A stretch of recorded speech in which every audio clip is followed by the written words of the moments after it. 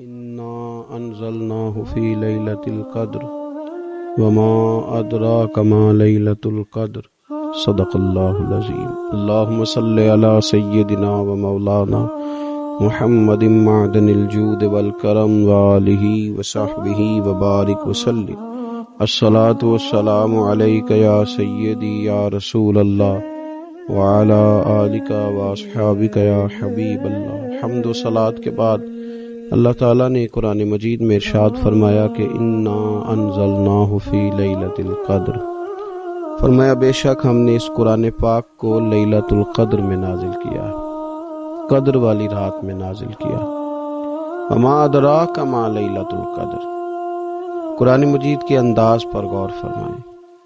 فرمایا تم کیا جانتے ہو کہ لیلۃ القدر کیا ہے؟ تمہیں کیا خبر ہو کہ لیلۃ القدر کیا ہے؟ اس کی اہمیت دیکھیے۔ میں کہا کرتا ہوں کہ صرف اس ایک فکرے کو دیکھ لیا جائے، وما ادراک ما لیلۃ القدر، اور تم کچھ جانتے ہو کہ لیلۃ القدر کیا ہے؟ تمہیں کیا خبر کہ لیلۃ القدر کیا ہے؟ لیلۃ القدر 1000 مہینے سے بہتر ہے۔ ان آیات کو دیکھیں اور ساتھ نبی پاک صلی اللہ علیہ وسلم کا وہ فرمان دیکھیں جس میں حضور علیہ الصلوۃ والسلام نے فرمایا تمہارے پاس ایک مہینہ آ رہا ہے رمضان کا، اس میں ایک رات ہے جو 1000 مہینے سے بہتر ہے، اور یہ لفظ کتنے جھنجھوڑنے والے ہیں۔ حضور علیہ السلام نے فرمایا جو اس رات محروم رہ گیا وہ ہر نیکی سے محروم رہ گیا، جو اس رات محروم رہا محروم ہی رہ گیا۔ اتنی بڑی بات۔ فرمایا تنزل الملائکۃ والروح، اس دن فرشتے اور روح القدس یعنی جبریل امین اترتے ہیں، فیہا اس رات میں، بِإِذْنِ رَبِّهِمْ مِنْ كُلِّ امر، اپنے رب کے حکم سے ہر خیر کے کام کے لیے۔ سلام، یہ رات سلامتی والی ہے، ہی حتی مطلع الفجر، یہاں تک کہ فجر طلوع ہو جائے۔ سرے شام سے لے کر مغرب سے لے کر فجر تک یہ رات سلامتی والی۔ اس کو لیلۃ القدر اس لیے کہا جاتا ہے، ہمارے مفسرین فرماتے ہیں کہ اس دن قدر والی کتاب قرآن پاک قدر والے محبوب پہ نازل ہوئی اور قدر والی امت کی طرف بھیجی گئی۔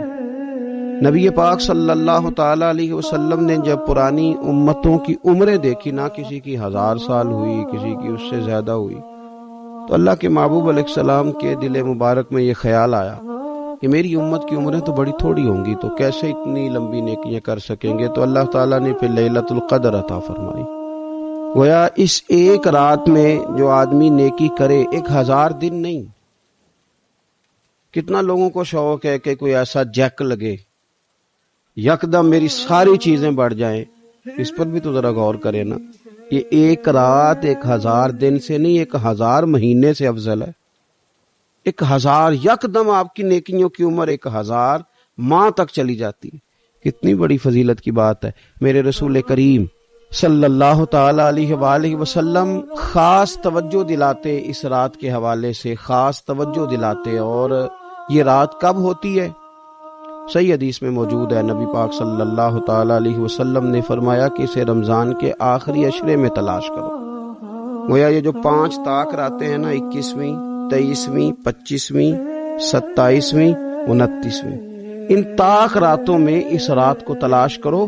اس رات اللہ کے فرشتے نازل ہوتے ہیں، آسمان دنیا پر، زمین پر فرشتے اترتے ہیں۔ حضرت جبریل امین علیہ الصلوۃ والسلام انہیں لے کر کے آتے ہیں، اور فرشتے کیا کرتے ہیں کہ جو بندہ اس رات اللہ کی یاد میں موجود ہو، جو بندہ اللہ تبارک و تعالیٰ کے ذکر میں موجود ہو، جو بندہ اس دن اللہ تبارک و تعالیٰ کی بارگاہ میں کسی بھی طور پر حاضر ہو، فرشتے اس کے لیے دعائے مغفرت بھی کرتے ہیں اور رب کی بارگاہ میں التجائے رحمت بھی کرتے ہیں۔ اور ایک روایت میں ہمیں یوں بھی ملتا ہے کہ فرشتے اسے مصافحہ بھی کرتے ہیں، ہاتھ بھی ملاتے ہیں۔ دیکھیے نا کتنی سعادت مندی ہے کہ انسان عبادت کر رہا ہو اور فرشتے اس کی زیارت کو آئیں۔ ہمارے صوفیاء فرماتے ہیں تو پکا پروگرام بنا لے عبادت کا، فرشتے کئی بار تیری زیارت کو آیا کریں۔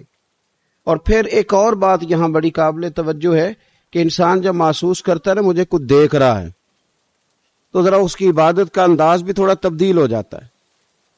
تو اگر یہ ذہن ہو ہمارا کہ ہمیں فرشتے دیکھ رہے ہیں اور وہ والی مخلوق دیکھ رہی ہے جو ہماری ڈائری ڈائریکٹ لے جا کے ہمارے رب کی بارگاہ میں پیش کرے، تو پھر کچھ زیادہ ہی توجہ مسلمان کی ہونی چاہیے، زیادہ ہی انہماک ہونا چاہیے، وہ کھو جائے۔ ٹھیک ہے ہم کمزور بھی ہیں، ہمارے اندر کچھ پریشانیاں بھی ہیں، ہماری بیماریاں بھی ہیں، ہم لاغر بھی ہیں، ضعف بھی آ جاتا ہے، تھکاوٹ بھی ہمیں آ لیتی ہے، لیکن لمبی تو بات ہی کوئی نہیں، 5 تو طاق رہتے ہیں۔ حضرت سیدہ عائشہ صدیقہ رضی اللہ تعالی عنہا ارشاد فرماتی ہیں کہ جب رمضان کا آخری عشرہ شروع ہوتا تھا نا تو نبی پاک اپنی کمر کس لیتے تھے عبادت کے لیے، خود بھی رات کو اٹھتے تھے، ہمیں بھی جگاتے تھے، کیونکہ سونے کے دن تو نہیں ہے، تو جاگنے کے دن ہے۔ ساون کی کالی راتوں میں جب بوندا باندی ہوتی ہے، وہ راتوں کو اٹھ اٹھ روتے ہیں جب خلقت ساری سوتی ہے۔ یہ رب کے بندوں کی شان ہے۔ اور ویسے بھی درویش کہتے ہیں کہ رات پوے تے بے درداں نو نیند پیاری آوے، درد منداں نو تے یاد سجن دی سوتیاں وی آن جگاوے۔ تو یہ وقت ہے خاص، اس خاص وقت اس بات کی طرف ضرور توجہ کرنی چاہیے۔ اور یہ جو کہا گیا نا کہ فرشتے نازل ہوتے ہیں بِإِذْنِ رَبِّهِمْ مِنْ كُلِّ امر، اللہ کے حکم سے آتے ہیں اور ہر کام کے لیے، ہر امر خیر کے لیے آتے ہیں۔ اس میں بھی ہمارے مفسرین نے لکھا ہے کہ وہ تمہارے لیے پورے سال کا فیصلہ کریں گے کہ تمہیں کیا دیا جائے گا، تم کیا حاصل کرو گے اللہ تبارک و تعالیٰ کی بارگاہ سے۔ تو اس کا معنی یہ ہوا کہ پھر تو یہ لینے کی رات ہے۔ ایسا نہ ہو کہ فرشتے آئے ہوں رب کی بارگاہ سے یہ پیغام کرم ہو کہ دینا ہے اور لینے والے سو رہے ہوں، وہ آرام میں ہوں۔ تو یاد رکھیں خیرات اسی کے پیالے میں آتی ہے جس کا پیالہ سیدھا ہوتا ہے، اور اگر پیالہ ہی سیدھا نہ ہو تو خیرات پھر پیالے میں نہیں آیا کرتی۔ تو پھر اس کو جو کہا گیا نا کہ یہ سلامتی والی ہے، تو اس میں ایک اور بات بھی ہمارے پھر مفسرین نے لکھی ہے کہ اس رات شیطان تو ویسے ہی قید ہے، اس رات بندے کا نفس بھی نہیں اسے تنگ کرتا۔ یہ طاق راتیں اتنی حسین ہے کہ تھوڑی سی بندہ ہمت کرے تو اللہ عبادت کے لیے اس کے دل کو قرار عطا کر دیتا ہے، اسے سکون ملتا ہے، طبیعت ٹھنڈی ہو جاتی ہے اور وہ بڑے ذوق کے ساتھ اللہ کی عبادت کرتا ہے۔ خوب بیداری کا مظاہرہ کریں طاق راتوں میں۔ میں نے رمضان سے پہلے مشورہ دیا تھا کپڑے وقت پہ خرید لو عید کے، اور وقت پہ سلا لو اور وقت پہ چیزیں لے لو۔ یہ جو خاص دن ہیں عبادت کے، یہ لوگوں کے بازاروں میں گزر جاتے ہیں۔ یہ زیادہ تر وقت ہمارا خریداری میں اور شاپنگ میں اور ایسے مہمل کاموں میں صرف ہو جاتا ہے کہ جن کی وجہ سے یہ خاص چیزیں جو ہمیں میسر آنی تھی ان سے ہم کئی دفعہ رہ جاتے ہیں۔ تو اس رات کرنا کیا ہے؟ زیادہ سے زیادہ کھڑے ہو کے رب کی عبادت کریں، قرآن شریف کی تلاوت کریں، استغفار پڑھیں۔ سیدہ طیبہ طاہرہ حضرت عائشہ صدیقہ رضی اللہ تعالی عنہا نے عرض کی یا رسول اللہ اگر مجھے یہ رات مل جائے تو کیا پڑھوں؟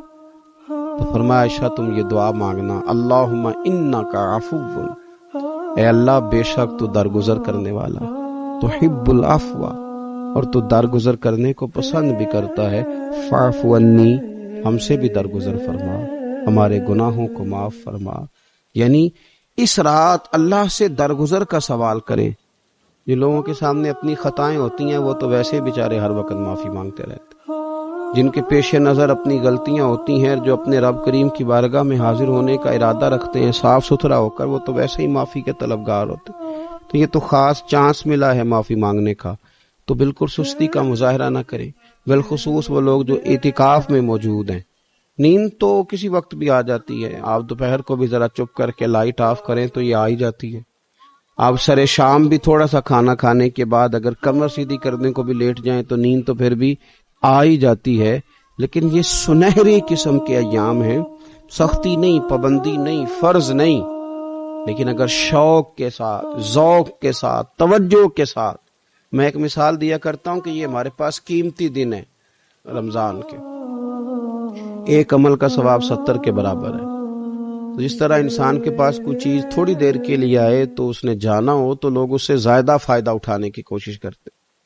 دیہاتوں میں نا غریب گھروں میں استری نہیں ہوتی تھی، ہر گھر میں نہیں ہوتی تھی، تو کسی پڑوس سے استری لے کے آتے تھے تو بوڑھے لوگ یہ کہا کرتے تھے کہ زیادہ کپڑے استری کر لو، استری واپس کرنی ہے۔ جس چیز کو واپس کرنا ہو تھوڑی دیر کے لیے ہمارے پاس ہو، اس سے زیادہ لوگ نفع لینے کی کوشش کرتے ہیں، تو یہ تو تھوڑے دن باقی رہ گئے۔ طاق راتیں تھوڑی رہ گئی، زیادہ نفع لینے کی کوشش کریں۔ اللہ تعالیٰ اس سال جب فرشتے لیلۃ القدر پہ آئیں تو وہ امت مسلمہ کے لیے ایسا رحمت کا پیغام لے کے آئیں کہ دین پھر سے غالب ہو جائے، اسلام پوری دنیا کے اندر اپنے غلبے کے ساتھ سامنے آ جائے، کفر کا، ظلم کا، زیادتی کا، جبر کا ہمیشہ کے لیے خاتمہ ہو جائے۔ اور اللہ تعالیٰ اس سال لیلۃ القدر میں جن لوگوں کو معاف کرے گا، رب کریم ہم سب کے نام اس میں شامل فرمائے۔